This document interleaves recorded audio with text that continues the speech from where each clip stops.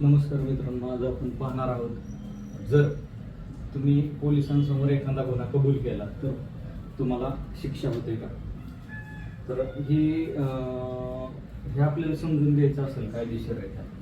तर यामध्ये सगळ्यात पहिल्यांदा आपण भारतीय पुरावा कायद्यामध्ये कन्फेशनची जी व्याख्या त्यांनी दिलेली आहे ती व्याख्या आपण बघितली पाहिजे. कन्फेशन म्हणजे काय, तर गुन्हा कबूल करणे.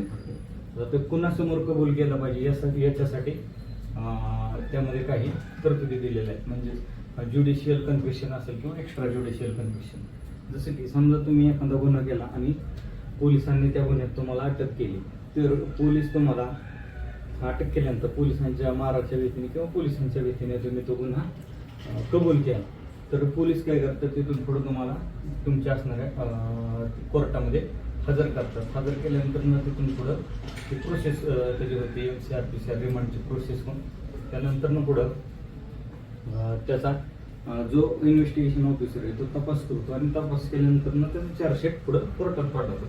आता हे चार्जशीट कोर्टात पाठवल्यानंतर पुढं ज्यावेळेस तुमची केस बोर्ड येणार असते, म्हणजे केस चालू होणार असते, त्यावेळेस ज्या कोर्टात हे केस चालते त्या कोर्टामधील जे असतात ते जज तुम्हाला विचारतात की तुमच्यावर अशा प्रकारचा गुन्हा दाखल झालेला आहे, तो गुन्हा तुम्हाला कबूल आहे का.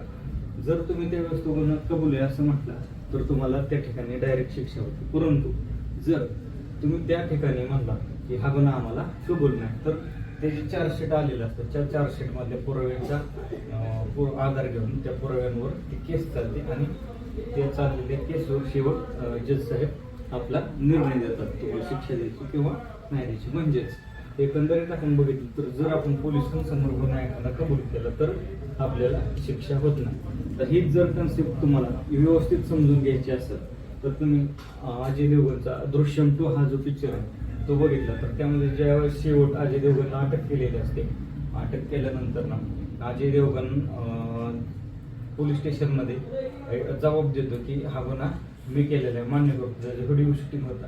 परंतु कोर्टात ज्यावेळेस अजय देवगणला हजर करतात त्यावेळेस अजय देवगण असं सांगतो कोर्टात की पोलिसांनी माझ्यावर दबाव आणून हा गुन्हा कबूल करून घेतला. म्हणजेच पोलिसांवर समोर जर तुम्ही गुन्हा कबूल केला तर त्या ह्याच्यावर तुम्हाला शिक्षा होत नाही. धन्यवाद.